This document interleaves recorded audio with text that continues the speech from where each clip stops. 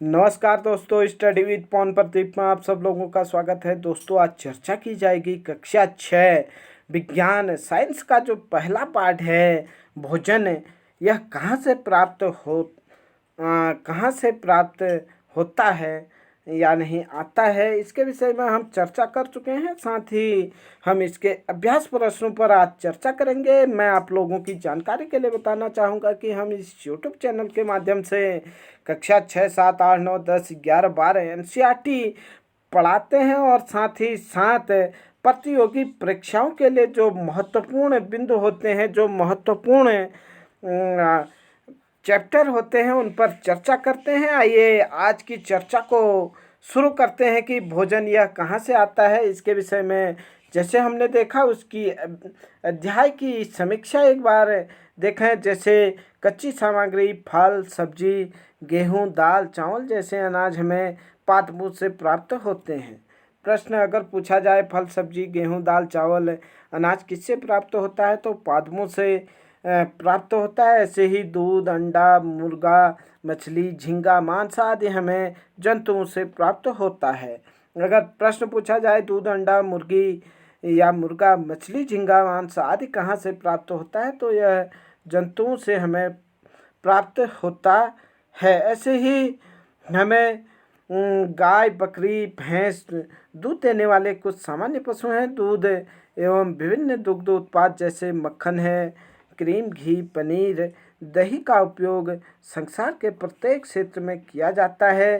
भारत के विभिन्न प्रदेशों में खाए जाने वाले भोजन में बहुत अधिक विविधता है। जैसे कि हमने कल पाठ के दौरान भी देखा था। अगर हम दक्षिण भारत की ओर देखें तो वहाँ अलग प्रकार का भोजन खाया जाता है, जबकि हम पहाड़ी क्षेत्रों में देखेंगे तो वहाँ कुछ अलग प्रकार का भोजन किया जाता है और मैदानी क्षेत्रों में कुछ अलग प्रकार का भोजन किया जाता है। हमारे भोजन के मुख्य स्रोत पौधे एवं जंतु हैं। अगर हम लोगों से पूछा जाए कि भोजन के मुख्य स्रोत क्या हैं, तो भोजन के मुख्य स्रोत पौधे यानी ही पादप और जंतु हैं।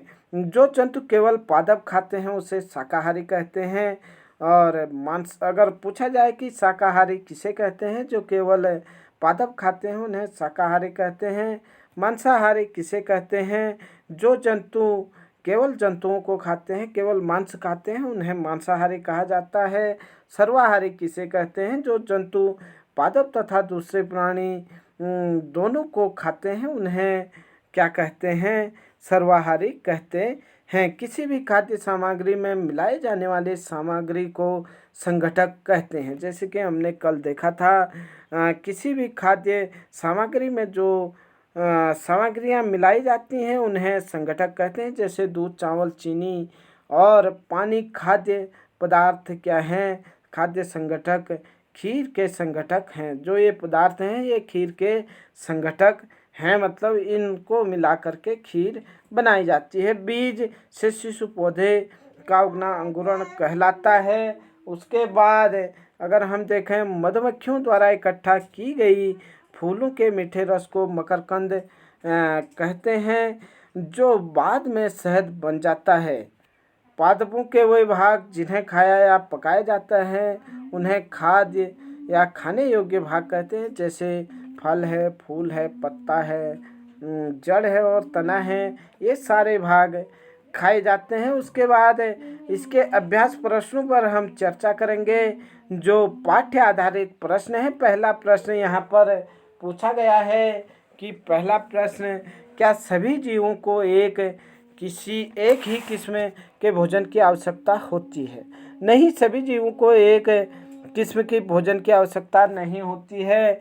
वे विभिन्न प्रकार के भोजन अपने शारीरिक बनावट, आवास और आंतरिक अंगों के आधार पर ग्रहण करते हैं। विभिन्न खाद्य पदार्थों के ग्रहण करने के आधार पर जीव 3 प्रकार के होते हैं। नंबर 1 शाकाहारी, जो केवल पादप उत्पाद खाते हैं। मांसाहारी, जो केवल जंतु उत्पाद ही खाते हैं। सर्वाहारी, जो केवल पादप एवं जंतु दोनों उत्पादों को खाते हैं। आप लोग अगर पाठ की चर्चा देखे हैं तो मैं समझता हूँ कि आप लोग बड़े आसानी से इसे समझ पाए होंगे। आइए देखें प्रश्न नंबर 2 को देखें। 5 पौधों के नाम लिखिए तथा बताइए कि कौन से भाग का उपयोग खाद्य पदार्थ के रूप में होता है। जैसे आलू, पहला पौधा है आलू। आलू का हम तना खाते हैं, मूली है जड़ और पत्ता इसका खाते हैं, अमरूद है इसका फल खाते हैं, गाजर है इसका जड़ खाते हैं, गेहूं है इसका बीज को हम पीस करके खाते हैं आटे के रूप में जब रोटी बना लेते हैं। ये अगला प्रश्न देखें। प्रश्न नंबर 3 क्या यहाँ पर दिया गया है। प्रश्न नंबर 3 दिया गया है कि कॉलम ए में दिए गए खाद्य पदार्थ का मिलान कीजिए। दूध, दही, पनीर, घी ये किससे मिलते हैं हमें। ये जंतु उत्पाद हैं। पालक, फूल गोभी, गाजर ये किससे मिलते हैं। ये हमें पादप उत्पाद सब्जियां, ये सब्जियां हैं। शेर एवं बाघ ये दूसरे जंतुओं को खाते हैं, जबकि शाकाहारी क्या है, जो सब्जियां खाते हैं। ये आप लोग कक्षा 6 के बच्चे इस तरीके से सामने लिख सकते हैं। दूध, दही, पनीर, घी के सामने सभी जंतु उत्पाद हैं। पालक, फूल गोभी, गाजर सब्जियां हैं। शेर एवं बाघ दूसरे जंतु को खाते हैं। शाकाहारी पादप एवं पादप उत्पाद खाते हैं। इसके बाद हम देखेंगे प्रश्न नंबर 4। दिए गए शब्दों से रिक्त स्थानों की पूर्ति कीजिए। बाघ डॉट डॉट है क्योंकि यह केवल मांस खाता है। बाघ मांसाहारी है क्योंकि यह केवल मांस खाता है। उसके बाद हिरन केवल पादप उत्पाद खाता है, इसलिए इसे शाकाहारी कहा जाता है। उसके बाद कहते हैं तोता केवल डॉट डॉट उत्पाद खाता है। तोता केवल पादप उत्पाद खाता है। उसके बाद देखें जो डॉट डॉट हम पीते हैं वह प्रायः गाय, भैंस, बकरी से प्राप्त होता है, इसलिए जंतु उत्पाद कहलाते हैं। जो दूध हम पीते हैं वह किससे प्राप्त होता है, गाय, भैंस, बकरी से प्राप्त होता है, इसलिए इसे जंतु उत्पाद कहते हैं। इसके बाद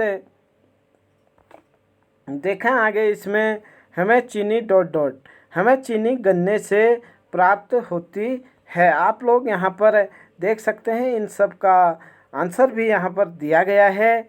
आप लोग अपने नोटबुक में चाहें तो नोट कर सकते हैं और ऐसे भी समझ सकते हैं। प्रश्न नंबर 1 आंतरिक प्रश्नोत्तर जो थे, खाद्य पदार्थों के 2 मुख्य स्रोतों के नाम लिखे। खाद्य पदार्थों के 2 मुख्य स्रोत हैं पादप एवं जंतु। पादपों से प्राप्त होने वाले खाद्य पदार्थों के नाम लिखे।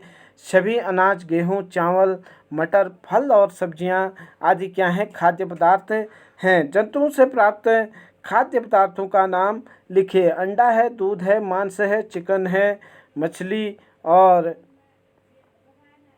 पोर्क आदि क्या हैं, खाद्य जंतुओं से प्राप्त होने वाले खाद्य पदार्थ हैं। संगठक क्या होता है। अगला प्रश्न है संगठक क्या होता है। किसी भी खाद्य सामग्री में मिलाए जाने वाले सामग्रियों को संगठक कहते हैं। जैसे दूध, चावल, पानी और चीनी से क्या बनाया जाता है, खीर बनाया जाता है। ये खीर के संगठक हैं। उसके बाद अगला प्रश्न देखें। प्रश्न नंबर 5 खाद्य पदार्थ चिकन करी बनाने के लिए प्रयुक्त की जाने वाले संगठकों के नाम लिखिए।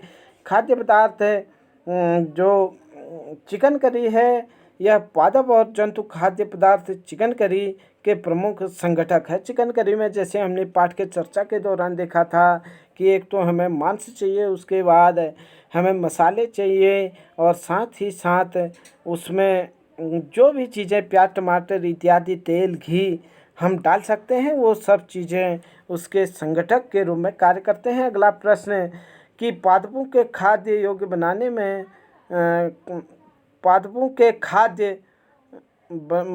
खाने योग्य भाग क्या होते हैं। पादपों के वे भाग जिन्हें खाया जाता है या पकाया जाता है उन्हें खाद्य खाने योग्य भाग कहते हैं। उसके बाद प्रश्न नंबर 7 पादपों के खाद्य खाने योग्य भाग के नाम लिखो। फल है, फूल है, पत्तियां हैं, तना है, जड़ हैं, सभी पादपों के खाद्य खाने योग्य भाग होते हैं। हमने देखा था कि किसी के हम फलों को खाते हैं, किसी के फूल को, किसी की पत्तियों को, जबकि किसी पादपों के हम जड़ों का इस्तेमाल खाने के लिए करते हैं। अंकुरण क्या है? बीज से शिशु पौधा का उगना अंकुरण कहलाता है। अगला प्रश्न, प्रश्न नंबर 9, मकरंद नेक्टर किसे कहते हैं? मधुमक्खियों द्वारा इकट्ठा की गई फूलों के मीठे रस को मकरंद नेक्टर कहते हैं, जो बाद में शहद के रूप में हमें मिलता है या शहद बन जाता है। आप लोग अगर इससे पहले इसके पाठ पर चर्चा देखे हैं तो आप लोग बड़ी आसानी से इन प्रश्नों को आंसर बताने से पहले ही समझ जा रहे होंगे और उत्तर स्वयं लिख सकते हैं। अगला प्रश्न, मधुमक्खियाँ अपनी शहद कहाँ इकट्ठा करती हैं? मधुमक्खियाँ अपनी शहद अपने द्वारा बनाए गए छत्ते में इकट्ठा करती हैं। प्रश्न नंबर 11, खाद्य पदार्थ के ग्रहण के आधार पर जंतुओं को कितने प्रकार में बांटा जा सकता है? खाद्य पदार्थों के ग्रहण के आधार पर जंतुओं को 3 प्रकार से बांटा जा सकता है, शाकाहारी, मांसाहारी एवं सर्वाहारी। उसके बाद देखें प्रश्न नंबर 12, शाकाहारी किसे कहते हैं? वे जंतु जो केवल पादप या पादप उत्पाद खाते हैं वे शाकाहारी कहलाते हैं, जैसे गाय, हिरन, भैंस और खरगोश आदि। मांसाहारी जो केवल जंतु या जंतु उत्पाद मांस को ही खाते हैं उन्हें मांसाहारी कहते हैं, जैसे शेर, बाघ, चीता आदि। सर्वाहारी किसे कहते हैं? वे जंतु जो पादप एवं जंतु दोनों को खाते हैं उन्हें सर्वाहारी कहते हैं, जैसे मनुष्य, कौवा आदि।